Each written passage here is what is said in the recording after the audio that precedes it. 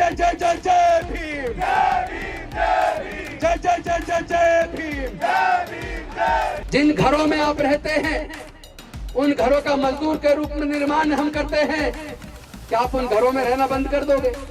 जिन स्कूलों में कॉलेजों में आपके बच्चे पढ़ते हैं, जिन अस्पतालों में आप इलाज कराते हैं, उनका निर्माण मजदूर के तौर पर हमारे दलित समाज के मजदूर भाई करते हैं। क्या आप उन अस्पतालों में इलाज कराना बंद कर दोगे? क्या उस कॉलेज अस्पतालों में हॉस्पिटल में जाना अपने बच्चों को भेजना बंद कर दोगे?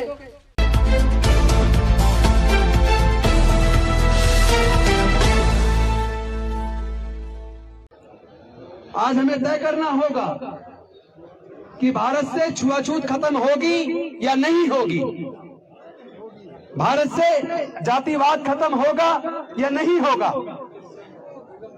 आज समय है केंद्र की सरकार को, चाहे देश के प्रधानमंत्री माननीय मोदी जी हो, चाहे गृह मंत्री अमित शाह जी हो, चाहे विभिन्न राज्यों के मुख्यमंत्री हो या उनके मंत्रिमंडल के लोग हो, पूरे देश की सरकारों को आज बताना पड़ेगा वो जातिवाद खत्म करना चाहते या नहीं करना चाहते, वो छुआछूत मुक्त भारत बनाना चाहते या नहीं बनाना चाहते। पूरा देश आज आजादी का 75वां अमृत महोत्सव मना रहा है, लेकिन मैं अपने समाज के इन युवाओं से, इन बहनों से पूछना चाहता हूं, क्या आप लोगों के हिस्से में आजादी आई है? नहीं। क्या आप अपने आप को आजाद महसूस करते हैं? नहीं। क्या आज भी हमारी बहन बेटियों की इज्जत नहीं लूटी जाती? क्या आज भी हमारे भाइयों का जाति पूछकर कत्ल नहीं किया जाता? किया जाता है। क्या आज भी देश के संसाधनों में हमें हिस्सा मिला है? बिल्कुल नहीं मिला। तो अगर भारत आजाद हुआ है और 75वीं वर्षगांठ आजादी की मना रहा है, तो उसकी तरक्की में देश के दलितों, पिछड़ों, आदिवासियों का हिस्सा कहां है? देश के प्राकृतिक संसाधनों में हमारा हिस्सा कहां है? भला हो डॉक्टर बाबा साहेब अम्बेडकर का, जिन्होंने 3500 साल की गुलामी को तोड़कर देश के अनुसूचित जाति, जनजाति, पिछड़े वर्ग के लोगों को न केवल आजाद करा, बल्कि जो धर्मशास्त्रों में लिखकर 3500 साल तक हमारे पढ़ने लिखने पर धार्मिक बंदिश थी, 3500 साल तक हमारे व्यापार करने पर धार्मिक बंदिश थी, 3500 साल तक हमें संपत्ति इकट्ठा करने पर भी धार्मिक बंदिश थी। सोच के देखो, अगर डॉक्टर बाबा साहेब अम्बेडकर इस 3500 साल की गुलामी से हमें मुक्ति न दिलाते, अगर वो स्कूलों में, कॉलेजों में हमारे लिए पढ़ने की व्यवस्था न करते, अगर वो रिजर्वेशन की व्यवस्था करके हमारे लिए सरकारी नौकरियों की व्यवस्था ना करते, अगर वो हमारे वोट का अधिकार सुनिश्चित ना करते, अगर संविधान के माध्यम से संवैधानिक रूप से हमें सारे हक और अधिकार ना देते, तो क्या हम आजाद हो पाते? आज जो हमारे घरों में थोड़ी बहुत खुशहाली नजर आती है, थोड़ी बहुत तरक्की नजर आती है, वो केवल और केवल डॉक्टर बाबा साहेब अम्बेडकर की कुर्बानी और बलिदान की वजह से है।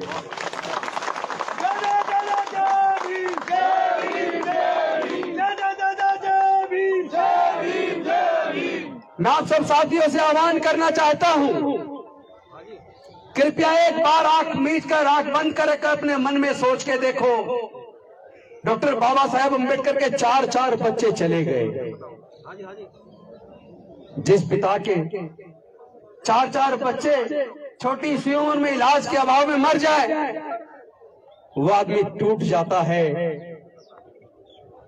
लेकिन डॉक्टर बाबा साहेब अम्बेडकर टूटे नहीं।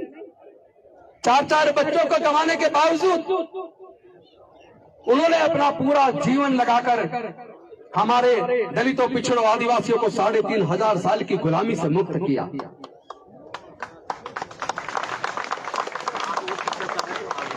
मुझे याद आता है 1956 के अंदर 18 मार्च को आगरा के अंदर डॉक्टर बाबा साहेब अम्बेडकर ने समाज के लोगों से कहा था कि मैं अकेला इतनी बड़ी बड़ी डिग्रियां लेने के बाद, पढ़ने के बाद आया और मैंने समाज की तकलीफ दूर करने के लिए अपना पूरा जीवन लगाकर अपने लोगों के अधिकार सुनिश्चित किए। मैं उम्मीद करता था कि जब मेरे समाज के लोग पढ़ लिख जाएंगे, अफसर बन जाएंगे, डॉक्टर, इंजीनियर, वकील बन जाएंगे, अगर मैं अकेला इतना सब कुछ दे पाया तो मेरे समाज के पढ़े लिखे लोग मिलकर जब इस लड़ाई को लड़ेंगे तो समाज को पूरी तरीके से आजादी दिला देंगे, समाज के हक अधिकार सुनिश्चित कर देंगे। लेकिन आज मैं बड़े दुखी मन से कह रहा हूं, मुझे मेरे पढ़े लिखे लोगों ने धोखा दिया। इस कारवां को बड़ी मुसीबतों के बाद मैं यहां तक लेकर आया हूं, बड़े कष्ट झेले हैं। मैं उम्मीद करता हूं अपने समाज के लोगों से कि मेरे बाद इस कारवां को किसी भी तरीके से आगे लेकर जाएं, और अगर आगे ना ले जा पाए तो कम से कम यही छोड़ देना, यहां रोक के रखना, पीछे मत जाने देना। लेकिन क्या ये सच नहीं है? कारवां आगे जाने की बजाय और जहां तक डॉक्टर बाबा साहेब अम्बेडकर लेकर आए वहां तक रुकने की बजाय कारवां पीछे चला गया। पहले लाखों लाखों लोगों की नौकरियां लगती थी, हर विभाग में हजारों हजारों वैकेंसी निकलती थी, रोस्टर पॉइंट में पहली वैकेंसी एससी को जाती थी। लेकिन आज पहली वैकेंसी जनरल को, दूसरी जनरल को, तीसरी जनरल को, चौथी ओबीसी को, पांचवी जनरल को, छठी जनरल को, अगर सात वैकेंसी निकलती है तब एक वैकेंसी एससी को जाती है। 15 वैकेंसी निकलती है तो 2 एससी को, 1 एसटी को जाती है, 4 ओबीसी को जाती है। अगर 13 वैकेंसी निकलती है तो 13 वैकेंसी में से 2 एससी को जाती है, 13 में से एक एससी को जाती है, 2 ओबीसी को जाती है, 10 वैकेंसी जनरल को जाती है। कहने को कहते हैं 49.5% रिजर्वेशन है, कहाँ है 49.5%? इतना बड़ा धोखा हमारे आंखों के सामने हो रहा है और हमारे समाज के लोग चुप बैठे हैं। अरे जब डॉक्टर बाबा साहेब अम्बेडकर संविधान लिख रहे थे और इस बात पे चर्चा शुरू हुई, अंग्रेज जाने वाले हैं, अब हम अपनी सरकार चुनेंगे तो वोट का अधिकार देना किस किस को मिलना चाहिए? ज्यादातर संविधान सभा के सदस्य इस फेवर में थे कि वोट का अधिकार केवल जो इनकम टैक्स पे करते हैं, जो बड़े जमींदार हैं या जो ग्रेजुएट हैं, केवल उनको वोट का अधिकार मिलना चाहिए। तब डॉक्टर बाबा साहब अम्बेडकर जी ने सोचा, जब धर्म शास्त्रों में लिखकर 3500 साल तक हमारे लोगों को पढ़ने ही नहीं दिया, धार्मिक बंदिश लगा के रखी, तो हमारे लोग ग्रेजुएट कहां से बनते? इसका मतलब हमारे लोगों को तो वोट का अधिकार मिलेगा नहीं। जब हमारे लोगों को संपत्ति रखने पर, व्यापार करने पर धार्मिक बंदिश थी, तो फिर हमारे लोगों के पास संपत्ति कहां से आती, जमीन कहां से आती, वो इनकम टैक्स पे ही कहां से बनते? इसका मतलब संविधान सभा के ज्यादातर सदस्य हमारे लोगों को वोट का अधिकार भी नहीं देना चाहते। लेकिन डॉक्टर बाबा साहेब अम्बेडकर संविधान सभा के सामने अड़ गए और उन्होंने कहा कि वोट का अधिकार भारत में रहने वाले सभी लोगों को, चाहे किसी भी जाति, किसी भी धर्म के, अमीर हो या गरीब हो, मजदूर हो या किसान हो, सभी को बराबर रूप से मिलेगा। लेकिन आप सोच के देखो, अगर वोट का अधिकार हमारे लोगों को ना मिला होता, केवल ग्रेजुएट को, इनकम टैक्स पेई को, बड़े बड़े जमींदारों को मिला होता, तो क्या हमारे लोगों के लिए स्कूल अस्पताल बनते? जो हमारे क्षेत्रों में थोड़ी बहुत खुशहाली आई, क्या वो आती? नहीं आती ना। लेकिन हमने बाबा साहेब की कुर्बानी को बर्बाद कर दिया। हमारी बहन बेटियों की इज्जत लूट रही है, हमारे घर जलाए जा रहे हैं। मूंछ रखने मात्र पर जितेंद्र मेघवाल की फरवरी मार्च के महीने में राजस्थान के पाली में हत्या कर दी गई, क्योंकि वो मूंछ रखता था, सुंदर दिखता था, सोशल मीडिया पे अपनी फोटो डालता था। जिसने उसकी हत्या की उसने पुलिस को बताया कि ये सोशल मीडिया पर मूंछ पहनाते हुए अपनी फोटो डालता है, ये सुंदर दिखता है, इसलिए मुझे ये अच्छा नहीं लगा, ये दलित है, मैंने इसलिए इसकी हत्या कर दी। तो हमारे लोग सुंदर दिखेंगे तो आप हमारी हत्या कर दोगे? हमारे लोग जज, डॉक्टर, इंजीनियर, कलेक्टर बन जाएंगे तो आप हमारी हत्या करोगे? अभी 3 रात पहले मेरे घर पर सुनील जी आए, जो आईएएस में, जिनका 22वां रैंक ऑल इंडिया में आया, जर्नल से उनका सिलेक्शन हुआ। उन्होंने मुझे बताया, उनकी वाइफ भी आईएफएस है, उन्होंने मुझे बताया कि पिछले दिनों उनकी शादी हुई, तब तक आईएएस का रिजल्ट नहीं आया था, वो आईपीएस ऑफिसर थे, और उन्होंने अपनी बारात घोड़ी पर निकालने की जब जिद की पूरा का पूरा वहां के सामंतवादी लोग उनके खिलाफ हो गए। उन्होंने कहा अगर घोड़ी पे बारात निकालोगे तो तुम्हारी बारात पे हमला करेंगे, तुम्हें जिंदा नहीं छोड़ेंगे। लेकिन वो आईपीएस ऑफिसर थे, उन्होंने पुलिस प्रशासन की बहुत अधिक मात्रा में व्यवस्था कराई। छतों पे पुलिस वाले इकट्ठे हुए, चारों तरफ पुलिस की छावनी बैठ गई। तब कहीं जाकर एक आईपीएस ऑफिसर वो अपनी बारात घोड़ी पर निकाल के आया। क्या शर्म नहीं आती? भारत की सरकारों को शर्म नहीं आती? क्या हम इंसान नहीं है? कहते हैं कि ये खाना तो दलित महिला ने बनाया है, ये खाना बच्चे नहीं खाएंगे। मैं आप सबके, मेरे साथी बैठे सारे, मैं आप सबसे पूछना चाहता हूं, देश के अंदर जूते चप्पल कौन बनाता है? हम बनाते। तो क्या तुम जूते चप्पल पहनना बंद कर दोगे? देश के अंदर खेतों के अंदर अन्न कौन उगाता है? मजदूर के तौर पर। बेशक जमीन के मालिक ना हो, लेकिन उस जमीन पे खेती मजदूर के रूप में हम लोग करते हैं। हम अन्न हम उगाते हैं। तो क्या आप हमारे हाथ का उगाया वो अन्न खाना बंद कर दोगे? जिन घरों में आप रहते हैं उन घरों का मजदूर के रूप में निर्माण हम करते हैं। क्या आप उन घरों में रहना बंद कर दोगे? जिन स्कूलों में कॉलेजों में आपके बच्चे पढ़ते हैं, जिन अस्पतालों में आप इलाज कराते हैं, उनका निर्माण मजदूर के तौर पर हमारे दलित समाज के मजदूर भाई करते हैं। क्या आप उन अस्पतालों में इलाज कराना बंद कर दो? क्या उन कॉलेज अस्पतालों में, हॉस्पिटल में जाना अपने बच्चों को भेजना बंद कर दोगे? जिस कपड़े को आप पहनते हैं उस कपड़े को भी हमारे लोग बुनने का काम करते हैं। क्या आप कपड़े पहनना बंद करके नंगे होने को तैयार हो? सोच के देखो क्या क्या छोड़ना पड़ेगा तुम्हें। इस तरीके से देश नहीं चलता। भारत विविधताओं का देश है। आपको सबको शुक्रिया अदा करना चाहिए डॉक्टर बाबा साहब अम्बेडकर का। जिस देश के अंदर इतनी सारी भाषाएं हो, इतनी सारी संस्कृतियां हो, इतनी सारी जातियां हो, 4 वर्ण हो, अनेकों धर्म हो, इतनी विविधताओं के बावजूद जहां हर 50 किलोमीटर चलने पर भाषा बदल जाती है, संस्कृति बदल जाती है, जहां आजादी से पहले 565 रियासतें थी, ऐसे बिखरे हुए देश को एकजुट करके एक यूनाइटेड भारत के रूप में, एक राष्ट्र के रूप में अगर किसी ने एकजुट किया और उसको संरक्षित और सुरक्षित रखने का काम किया तो वो डॉक्टर बाबा साहब अम्बेडकर के संविधान ने किया। वो बाबा साहब अम्बेडकर की दूरगामी सोच थी। लेकिन दुख तब होता है जब हमारे लोगों के खिलाफ जुल्म होता है, हमारी बहन की इज्जत लूट ली जाती है, हमारे बच्चों को मार दिया जाता है, हम विरोध करते हैं तो हमारी बस्तियां जला दी जाती है। अभी आपने देखा होगा जालोर के अंदर जो अपने आप को ऊंची जाति का कहते हैं सो कॉल्ड, उन लोगों ने इस घटना के विरोध में पंचायत की, महापंचायत की है। उन्हीं लोगों ने हाथरस में भी महापंचायत की। तो क्या जुल्म करने वालों के फेवर में महापंचायत करके तुम भारत को एकजुट रख सकते हो? नहीं। हमारे समाज के लोग कोई गुलाम नहीं है। अब हमें दोबारा से गुलामी स्वीकार नहीं है।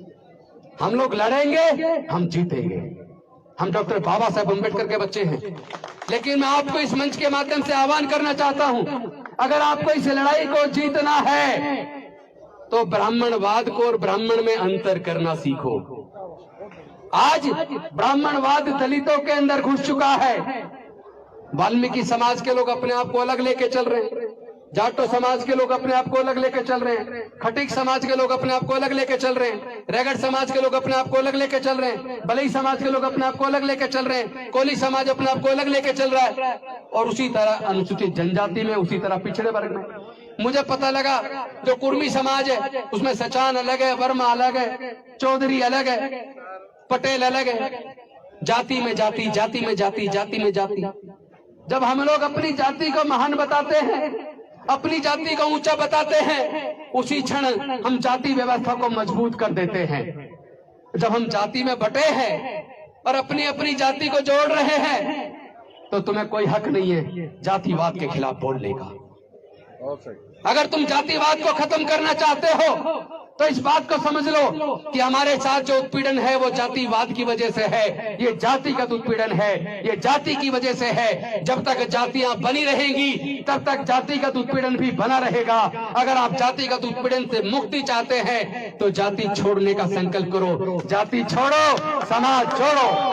कोई वाल्मीकि नहीं चलेगा, कोई जाटव नहीं, कोई चमार नहीं, कोई कोली नहीं, कोई खटीक नहीं, कोई बैरवा नहीं, कोई बलई नहीं, कोई रेगड़ नहीं, कोई वर्मा नहीं, कोई चौधरी नहीं, कोई सचान नहीं, कोई पटेल नहीं, कोई सोनकर नहीं। प्रबुद्ध भारत, बौद्धमय भारत, ये डॉक्टर बाबा साहब अम्बेडकर का सपना था। एक ऐसा भारत जिसमें सबके लिए समता, स्वतंत्रता, बंधुता और न्याय हो, जिसमें मानवता को ही सर्वश्रेष्ठ माना जाए, जिसमें सबके लिए प्रज्ञा हो, सबके लिए करुणा हो, सबके लिए शील हो। वो डॉक्टर बाबा साहेब अम्बेडकर ये बात समझ गए थे, जब तक हम जातियों में बटे रहेंगे तब तक हम जातिगत उत्पीड़न का शिकार होते रहेंगे। इसीलिए उन्होंने संकल्प किया था कि मैं भारत को बौद्धमय करूंगा। पहले 21 साल तक हिंदू धर्म में सुधार की कोशिश करते रहे।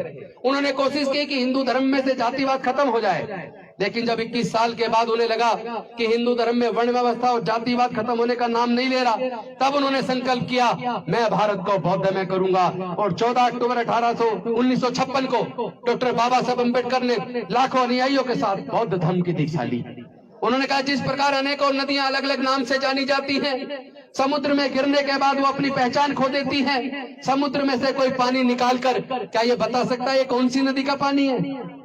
बताइए आप लोग, क्या समुद्र में से कोई पानी निकाल के बता सकता है कि ये किस नदी का पानी है? नहीं बता सकता ना। उसी प्रकार डॉक्टर बाबा साहब अम्बेडकर ने सोचा वो सब समुद्र कहलाता है। उसी तरह ये सारी जातियां अपनी जातियों को छोड़कर जब बौद्ध बन जाएंगे, जब वो मानवता को सर्वश्रेष्ठ मानेंगे, जब आपस में प्यार पैदा करेंगे, आपस में भाईचारा पैदा करेंगे, अपने अंदर के जातिवाद को खत्म करके इंसान बन जाएंगे, बौद्ध बन जाएंगे, तब भारत बौद्ध में बनेगा। देश का 85% समाज जब बौद्ध हो जाएगा, फिर किसी की हिम्मत नहीं है जो हमारी बहन बेटी की तरफ आंख उठा के देख ले। मैं आह्वान करना चाहता हूं उन लोगों से भी जो मानवता पसंद है, चाहे वो किसी भी वर्ण के हो, चाहे वो ब्राह्मण हो, क्षत्रिय हो, वैश्य हो या कोई भी हो, जो मानवता पसंद है, जो बुराई के खिलाफ बोलना चाहता है, जो इंसानियत को चाहता है, जो जुल्म के खिलाफ बोलना चाहता है, वो अपनी जातियों को छोड़ के एकजुट होने की बात करो और बुराई का विरोध करना सीखो। अगर आप बुराई का विरोध नहीं करेंगे, अगर आप बुराई के साथ अपनी जाति की वजह से एक साथ खड़े हो जाएंगे, तो देश कमजोर हो जाएगा। लेकिन डॉक्टर बाबा साहब अम्बेडकर के बच्चे हैं हम 85% लोग डॉक्टर बाबा साहब अम्बेडकर को, बुद्ध को मानने वाले लोग हैं। हम संत गुरु रविदास वाल्मीकि जी को मानने वाले लोग हैं। हम ज्योतिबा फूले जी, साहू जी महाराज को मानने वाले लोग हैं। हम पेरियार को मानने वाले लोग हैं। हम लोग इन जातियों को खत्म करेंगे और एकजुट होकर एक ऐसे समाज का निर्माण करेंगे जहाँ सबके अंदर मानवता हो, भाईचारा हो। और हम लोग डॉक्टर बाबा साहब अम्बेडकर के संविधान से प्यार करते हैं। हम लोग कोई भी काम संविधान विरोधी नहीं करेंगे, ये संकल्प भी लेना होगा, क्योंकि हमारे बीच ये लोग आकर हमारे बीच नफरत पैदा करेंगे। ये लोग हमारे लोगों को उत्तेजित करने की कोशिश करेंगे, ये लोग तोड़फोड़ करवाने की कोशिश करेंगे। लेकिन ध्यान रखना, जो लोग तोड़फोड़ करते हैं, जो सार्वजनिक संपत्ति को जलाते हैं, जो सरकार के संसाधनों को जलाते हैं, उन लोगों के खिलाफ मुकदमा बना के जेल में डाल दिया जाता है। और फिर मुकदमे बना के हमारे लोगों को भी झूठे केस बना के जेल में डाल दिया जाएगा। ये लड़ाई हथियार से नहीं लड़ी जा सकती, ये लड़ाई लाठी गोली से, तलवार से नहीं लड़ी जा सकती। ये विचारधारा की लड़ाई है, ये विचारधारा से लड़ी जाएगी। हम जातियों को खत्म करके समाज को जोड़ेंगे और डॉक्टर बाबा साहब अम्बेडकर की जो विचारधारा है, उस विचारधारा से इस लड़ाई को लड़ेंगे। हम जानते हैं इस विचारधारा के दम पर हम लड़ेंगे, हम जीतेंगे। लेकिन एक ही सूत्र है, जीतने का केवल एक सूत्र है, किसी भी सूरत में हम लोग संविधान के खिलाफ काम नहीं करेंगे, क्योंकि संविधान हमारे बाबा साहब डॉक्टर भीमराव अम्बेडकर ने बनाया है। हम शांतिपूर्ण तरीके से, अपनी एकजुटता से, संवैधानिक तरीके से, लोकतांत्रिक तरीके से अपनी लड़ाई को लड़ेंगे। हमें एक काम और करना, अपनी वोट की कीमत को पहचानना है।